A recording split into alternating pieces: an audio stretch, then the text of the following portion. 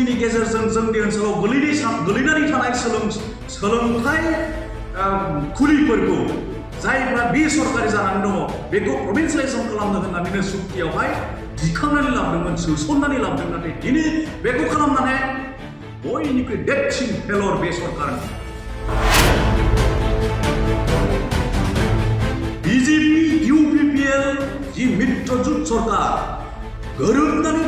सालायनाय जि सरकार प्रमद बर' दैदेननाय बिटिआर सरकार हेमन्त बिश्व शर्मा दैदेननाय आसाम सरकार बे बिराद गिदिर मोनसे जोंनि इनजास्टिस खामानि मावदों बिथांमोना फेलर हिसाबै जों गिदिर डिक्लेयार जों बिथांमोनखौ जों फेलर हिसाबै डिक्लेयार होदों फैबाय थानाय 22 आगस्टआव जोङो गुवाहाटी सस'आव गिदिरथार मोनसे हाबाफारि लादों 3 घन्टा धरना हाबाफारि आरो बे हाबाफारियाव जों जोंनि शक्तिखौ देखायगोन फोरोंगिरिफोरनि शक्तिखौ जाय शक्तिनि गेजेरजों आसाम सरकारा मिथिनांगोन बिटिआर सरकारा मिथिनांगोन बिनि शक्तिकारिफ्रा मिथिनांगोन बे 6.3 दफाया मानो दिनैसिम इमप्लिमेन्ट जायाखै जोङो नङाब्ला बिथांमोनजों जुजिनो थाखाय डेम'क्रेटिकेलि जोङो जुजिनो थाखाय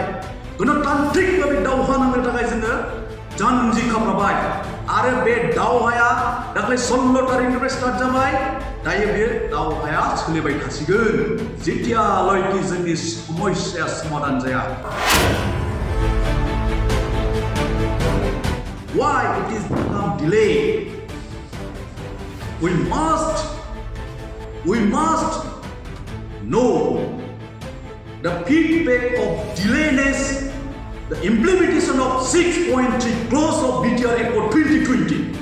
बेनि फिननायखौ जोङो आसाम सरकार आरो प्रमद बर' सरकार BTR सरकार जोंनो होनांगोन दिनै All BTR Coordination Committee for Non-Provincialization Schools नि दैदेननायाव बा बिनि हाबाफारियाव जोङो खौरांगिरि मेल लानाय जादों थांनाय 16 तारिखनिफ्राय गाबोन 20 तारिखसिम बिटिआर ओनसोलनि गंफ्रामबो फेन्सार स्कुल बे सरकारि स्कुलफोरखौ जोङो हेन्डडाउन हाबाफारिनि गेजेरजों बन्द खालामनानै दोन जोंनि हाबानिफ्राय गोजानाव थादों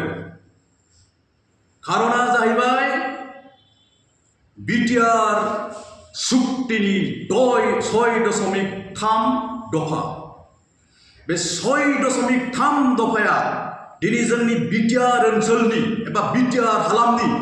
साफ्रोमबो फोरोंगिरिनि गोसोआव गोरबोआव दुखु होदों आरो बे दुखुनि थाखायनो दिनै जोङो सरकाराव जिरायनाय जायफोर बिथांमोना दैदेनगिरिफोरा बे हाबाखौ मावफुङाखै बिथांमोनखौ जों दिनै जबाब होनो थाखाय बे प्रेस मिटनि गेजेरजों खावलायहरदों आरो दाख्लैनिफ्रायबो जोङो बारे बारे बुंगासिनो दङ सिगांनिफ्रायनो जोङो बारे बारे बुंबोगासिनो दङ बिटिआर ओनसोलाव थानाय गोलैनानै थानाय बे सरकारि स्कुलफोरा जाहाथे बे सरकारि कलेजफोरा जाहाथे थाबैनो प्रभिन्सियेलाइज जानांगौ आरो बेखौ प्रभिन्सियेलाइजेसन खालामनानै जोङो थार बिजिरनाय होनांगौ हसा अर्थत आमाक हसा न्याय দিব লাগিব আৰু এই হসা অर्थत হসা ন্যায় দিবৰ কাৰণে আজি বিটিআৰ শক্তি 6.3 দফা সন্নিবিষ্ট কৰি পেলাই 2020 जितु बिटिआर एकर्ड সেই একৰ্ডত এই ক্লজ এটা লৈ আনিবলগীয়া হৈছিল বিটিআৰৰ মুৰব্বীসকলে আমাৰ এই অঞ্চলৰ বুদ্ধিজীৱীসকলে আমাৰ এই অঞ্চলৰ নেতা যিবিলাকে সমাজক নেতৃত্ব দিছিলে এওঁলোকে এই চুক্তিক সন্নিবিষ্ট কৰি পেলাই আমাৰ বিটিআৰ অঞ্চলত এটা শিক্ষাৰ যেটো মানদণ্ড উন্নতি কৰিবৰ কাৰণে এওঁলোকে হি ক্লজ লৈ আনিবলগীয়া হৈছে কিন্তু मोनसे खोथा आं दिनै অসমীয়াवबो बुंदों बे बाथ्राखौ बर'आवबो बुंगोन जोंनि सुक्तिखारिफोरा 6.3 दफाखौ बिटिआर सुक्तिनि गेजेरजों जोंनि ओनसोलाव गोलैनानै थानाय सोलोंथाइ खुलिफोरखौ जायफ्रा बेसरकारि जानानै दङ बेखौ प्रभिन्सियेलाइजेसन खालामनो होननानैनो सुक्तियावहाय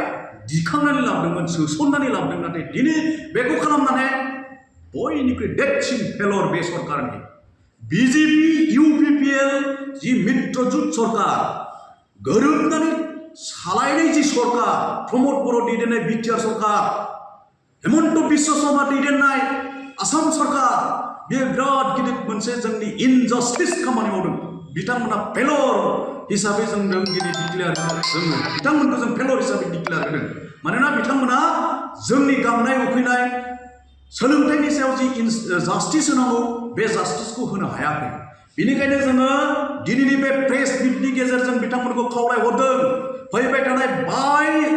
गाबोननि गेजेराव बिथांमोना जुदि जोंनो प्रभिन्सियेलाइजेसन खालामनायनि जि थांखि बे थांखिखौ स्पष्ट भाबै जुदि जोंनो मिथिहोआब्ला जोंनि गेजेराव फोरमायहराब्ला जों गाबोन डिसिनि गेजेरजों गंब्रै जिल्लायावबो डिसिनि गेजेरजों चिफ मिनिस्टार प्रमद बर' बिथांनिसिम जोङो गोसोखां बिलाइ गथायनानै फैबाय थानाय 22 आगस्टआव जोङो गुवाहाटी सस'आव गिदिरथार मोनसे हाबाफारि लादों 3 घन्टा धरना हाबाफारि आरो बे हाबाफारियाव जों जोंनि शक्तिखौ देखायगोन फोरोंगिरिफोरनि शक्तिखौ जाय शक्तिनि गेजेरजों आसाम सरकारा मिथिनांगोन बिटिआर सरकारा मिथिनांगोन बिनि शक्तिकारिफ्रा मिथिनांगोन बे 6.3 दफाया मानो दिनैसिम इमप्लिमेन्ट जायाखै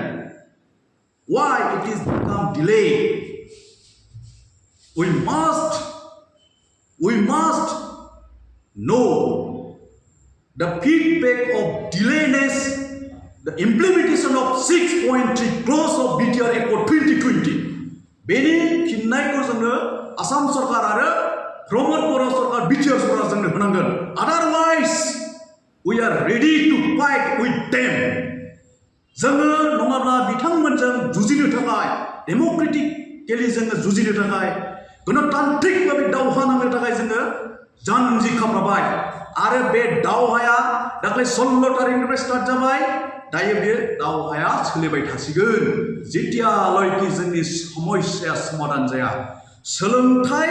बे सरकारि खुलिफ्रा जेतियालागै जा दिनहालागै सुस्रांजाया प्रभिन्सियेलाइजेसन खालामनो हाया अब्लासिमहालागै जों आन्दोलन खालामगोन आरो बे आन्दोलना डेम'क्रेटिक जागोन बेयाव माबा मोनसे भायलेन्ट जुदि जायोब्ला बिनि दायनिगिरिया सरकार जागोन प्रमद बर' जागोन हेमन्त बिश्व शर्मा जागोन आरो बिथांमोना बिनि सायाव कुनु इनिशिएटिभ लायाब्ला कुनु हाबाफारि लायाब्ला मिथिनानै लादो फैबाय थानाय बिसायख'थियाव फैबाय थानाय इलेक्सनाव बिथांमोना जेनगोनखौ रोखा होननानै मिथिना ला जोङो साफ्रोमबो माने फोरोंगिरिफोरा समाजाव थांनानै बिसायख'थिनि थाखाय जों मोबिलाइज खालामनो थाखाय रेडि आरो प्रमद बर'आथ' जेन थेनसो सरकार खालामनो हाखादों प्रमद बर'आथ' जेन थेने सरकार কৰিব কৈছে বিজেপিক লৈ পেলাই আৰু এইটো চৰকাৰ আজি আমাৰ সমাজৰ জ্ঞানী মহলত সমাজৰ বুদ্ধিজীৱী মহলত বহুত আলোচনা হৈছে এই চৰকাৰ এবাৰ থাকিব না নাই যদি এই চৰকাৰ এবাৰ যদি বচাই ৰাখিবলৈ খুজিছে শিক্ষক সমাজক মৰম কৰক যদি बे सरकारखौ बिथांमोना बासायनानै लाखिनो जुदि लुबैदोंब्ला फोरोंगिरि समाजखौ बिथांमोना सन्मान हो फोरोंगिरि समाजखौ बिथांमोना